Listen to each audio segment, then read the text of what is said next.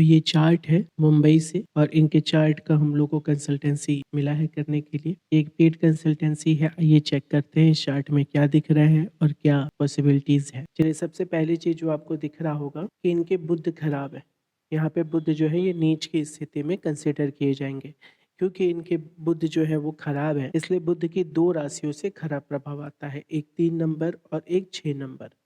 अगर कभी भी आप चार्ट देखना चालू करते हैं तो उच्च के और नीच के प्लेनेट को पहले देख लें। उसके बाद एक चीज का बहुत ध्यान रखा जाता है कि इनके हाउसेस पे इफेक्ट पड़ेंगे, अगर वो उच्च के होंगे अगर वो नीच के होंगे। प्राइमरी कुछ और भी चीजें हैं जिन पे ध्यान देना होता है। लग्न, तो लगन किसका है, लग्नेश कैसे है, लगन की डिग्री कैसी है, ये तीनों को भी पहले देख लिया जाता है। तो यहाँ पे पहले घर में 8 नंबर लिखा हुआ है। 8 का मतलब होता है मंगल। 1 नंबर और 8 नंबर मंगल का होता है। 1 नंबर यानी मेष, 8 नंबर यानी वृश्चिक। तो मेष और वृश्चिक जो होता है मंगल का होता है। यहाँ डिग्री क्या हुआ है, 13 डिग्री, यानी कि ये कह सकते हो कि ये 30 डिग्री का अगर पूरा है तो इसमें बीच में आ गए हैं। बीच में आने का मतलब होता है 15 डिग्री। 30 का बीच कितना हुआ, 15 हुआ। 15 के पास ही तो है 13, यानी 15 के पास हो गए। तो वृश्चिक राशि 13 डिग्री में है फर्स्ट हाउस में, जो कि एक बहुत ही स्ट्रॉन्ग कुंडली बनाता है। इसके बाद हम चेक करेंगे भाई इसके लग्नेश का क्या हालत है, यानी मंगल की कंडीशन कैसी है।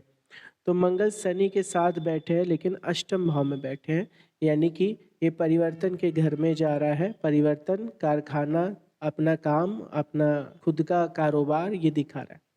जब भी किसी के चार्ट में आप मंगल और शनि की युति देखोगे तो मोस्ट ऑफ द टाइम वो पर्सन अपने खुद के काम के लिए फोकस रहता है।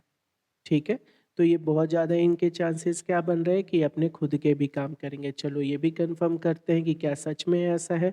देखो इनके सूर्य भी उच्च के होके बैठे, ये और श्योर कर रहा है कि अब इनके खुद के काम की तरफ ये बहुत ज़्यादा फोकस्ड रहेंगे, जिसके चांसेस इनके बहुत ज़्यादा है कि खुद के कारखाना, खुद का कारोबार, खुद का कोई ऐसी चीज़ जिससे ये कुछ प्रोड्यूस करेंगे, कुछ प्रोडक्ट बनाएंगे ये। ठीक है, ऐसी चीज़ों में जा रहे हैं। ठीक है, यहाँ आपने देख लिया। अच्छा, अब यहाँ पे एक चीज़ और है। जब भी इस घर के देखेंगे, अगर ये है इनका विदेश भाव, तो विदेश भाव में केतु कहीं भी रहेगा तो वहाँ से वो तड़प लेके आता है। ठीक है, वो वहाँ की चीज़ों को तड़पाता है, चाहता है कि ये चीज़ हो, ये चीज़ हो।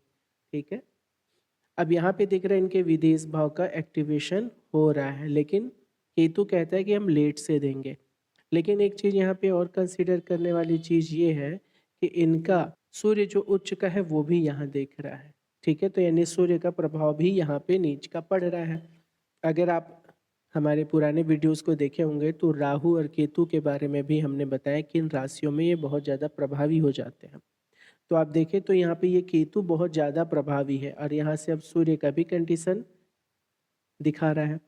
क्या यहाँ पे या इस चीज़ को, इस घर को कोई और एक्टिव कर रहा है? तो चलिए इस पे दृष्टि भी चेक कर लेते हैं। किसी और की दृष्टि तो नहीं, यानी कहा जा सकता है विदेश जाने के लिए इनकी कुंडली बहुत ट्राई करेगी, ये जाएंगे भी। लेकिन विदेश इनके लिए सूटेबल है कि नहीं, विदेश में ये अच्छा कर पाएंगे कि नहीं, विदेश में ये ज़्यादा अच्छा करेंगे या देश में ज़्यादा अच्छा करेंगे, तो यहाँ दिखा रहा है विदेश जाएंगे तो सब कुछ बढ़िया जा रहा है इनका। ठीक है, लेकिन ये रिटर्न आएंगे। ठीक है, बहुत ज़्यादा चांस है ये अपना खुद का कारोबार करेंगे, खुद का अपना सेटअप करेंगे यहाँ पे इंडिया में। ठीक है, ओवरऑल चार्ट अच्छा है, स्ट्रांग है। हाँ, विदेश से ज़्यादा इनका अपने देश में ग्रोथ दिखा रहा है। चलो अब कुछ और भी चीज़ों को देख लेते हैं कि अभी क्या इनकी दशा अंतर्दशा चल रही है, क्या ये कर रहे हैं, क्या आगे पॉसिबिलिटीज़ है। और जो इनके पेरेंट्स का क्वेश्चन है ये है कि स्टडी के लिए ये फॉरेन जर्मनी गए हुए हैं। तो ठीक है, 12वें घर में एक्टिवेशन ठीक है। 1 साल हो चुके हैं और जर्मनी में ये जॉब ट्राई कर रहे हैं। ठीक है, और पूछ रहे कब तक मिलेगा। चलिए इसको भी देख लेते हैं हम लोग। अब यहाँ सबसे पहले तो इस चार्ट को कुछ चीज़ों में समझिएगा। देखिए इनके सेकंड हाउस में ना गुरु बहुत स्ट्रांग है, क्योंकि गुरु की दृष्टि आ रही है यहाँ पे, स्वराशि है और वहाँ पे इसलिए इनकी स्ट्रांग दृष्टि आ रही है।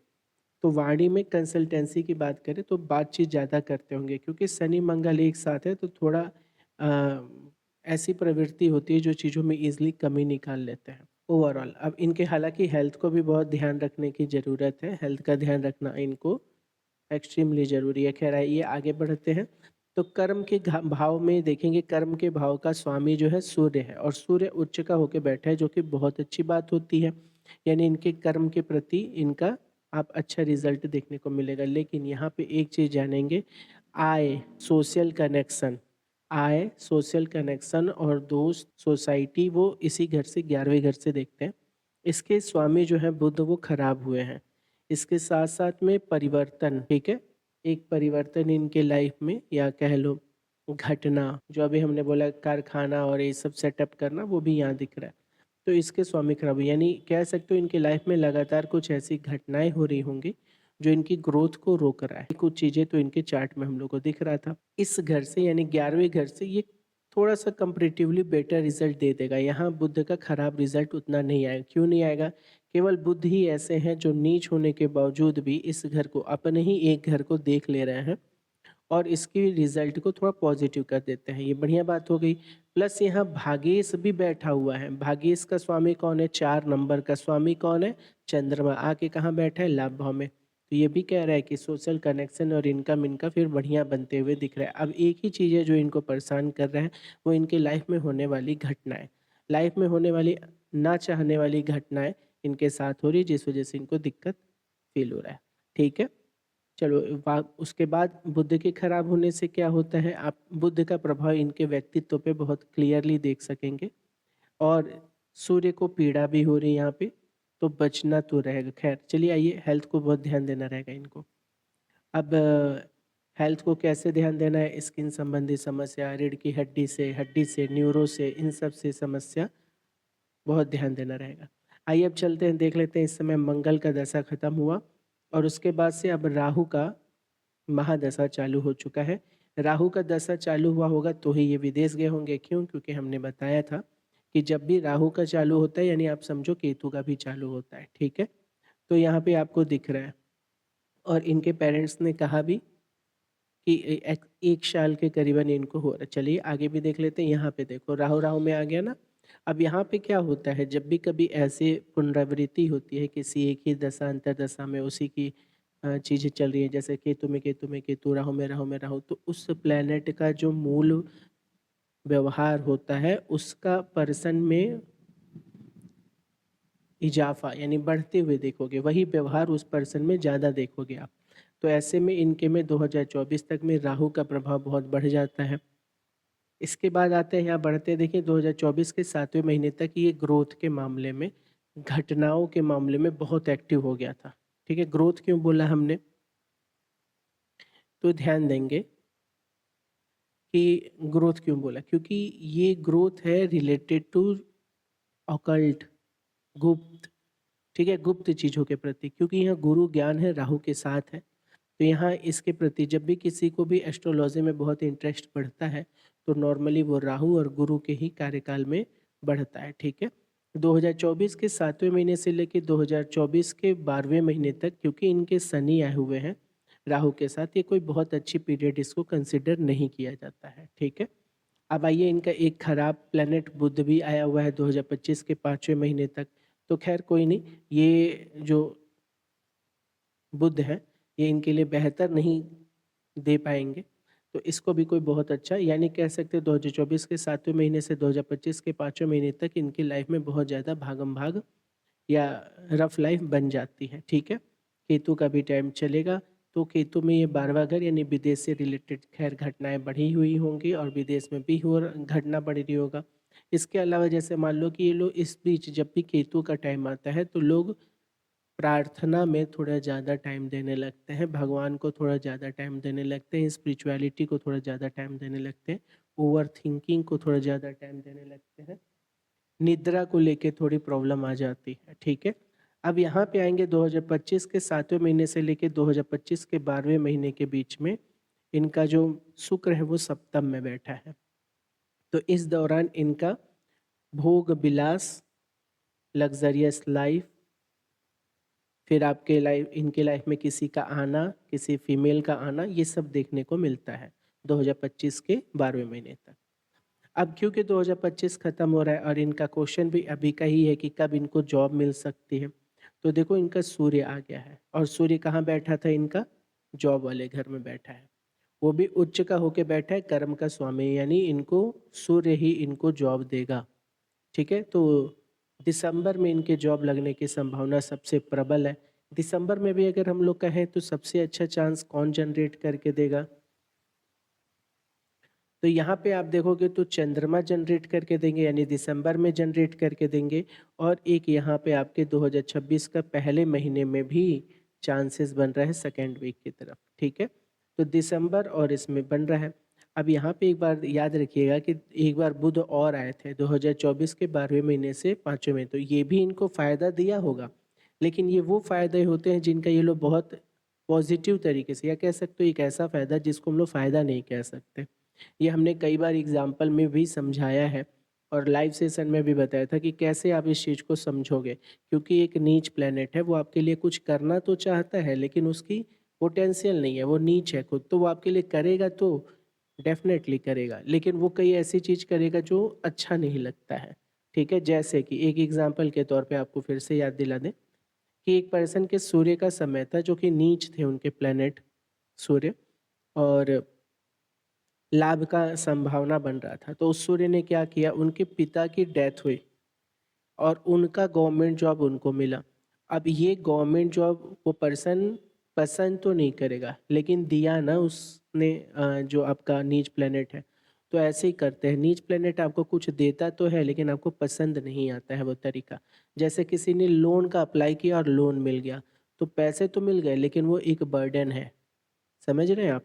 तो ये जो नीच प्लैनेट होते हैं ये इस तरीके से काम करते हुए देखे जाएंगे। चलिए कोई नहीं, अभी यहाँ पे हम लोगों ने देखा कि इनके चार्ट में कि बुध का टाइम में इसमें इन्होंने 2025 के दूसरे महीने से तीसरे महीना बेहतर निकाला होगा, लेकिन ओवरऑल इनका जो क्वेश्चन है वो दिख रहा है कि 12वें महीने में इनके, यानी दिसंबर में इनके सबसे अच्छे योग बनते हुए दिख रहे हैं। और भी कुछ चीज़ों को यहाँ पे अगर आप ध्यान दोगे तो अभी गोचर कुंडली में भी जब इनके चेक करेंगे आप, तो अभी आपको और समझ में आ जाएगा कि हाँ ऐसा हो रहा है, क्योंकि गोचर कुंडली दशांतर दशा को जस्टिफाई करते हुए चलती है। तो अब यहाँ पे आप देखो, अगर ध्यान दें अगर, तो सूर्य अभी इस महीने ही जाके बैठा हुआ है नीच होके 12वें घर में, वाह बहुत बढ़िया। तो देखो एक अभी कॉम्बिनेशन बन रहा है, क्योंकि ये उच्च की दृष्टि यहाँ पे दे रहा है, तो सेम वही जो इनके बर्थ के समय था, तो 2 घर एक्टिव हो रहा है। तो यानी अगर अगले 15 दिन में भी एक बार चांस बनाएंगे ये सूर्य।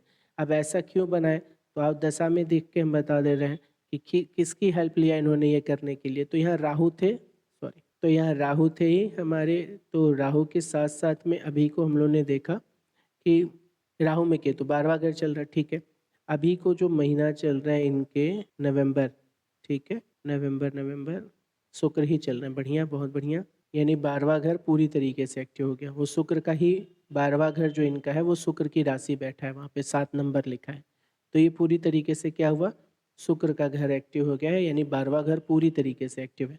अब इसमें भी राहु में शुक्र में भी एक चांसेस बनाएगा, फिर दिसंबर में लेके जा रहा है।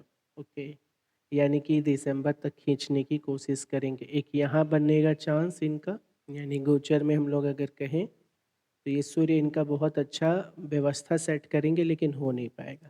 ठीक है, चलिए कोई बात नहीं, आगे बढ़ते हैं।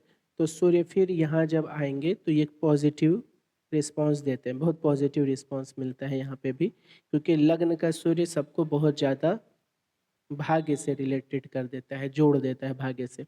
जैसे अभी अगर बात करें तो ये अपने खर्चे को लेके परेशान होंगे, पिछले 20 दिन से ज़्यादा सोच रहे हैं अपने खर्चों को लेके, अपने हेल्थ को लेके, बाहर रहने को लेके। ठीक है, इन सब चीज़ों को लेके ज़्यादा सोच रहे हैं। जैसे अगर इन्हीं चार्ट पे हम लोग अगर डिस्कशन करें तो पिछले महीने ये अपने इनकम को लेके भी सोच रहे थे कि कुछ कमाना चाहिए, इसी वजह से इन्होंने सोचा है जॉब करने के लिए। और अभी इनका जब सूर्य आएगा लगन में, जो कि अगले 20 दिन के बाद से आ रहा है और दिसंबर स्टार्ट होगा, तो ये बहुत ज़्यादा चांस है कि ये इनको जॉब देगा।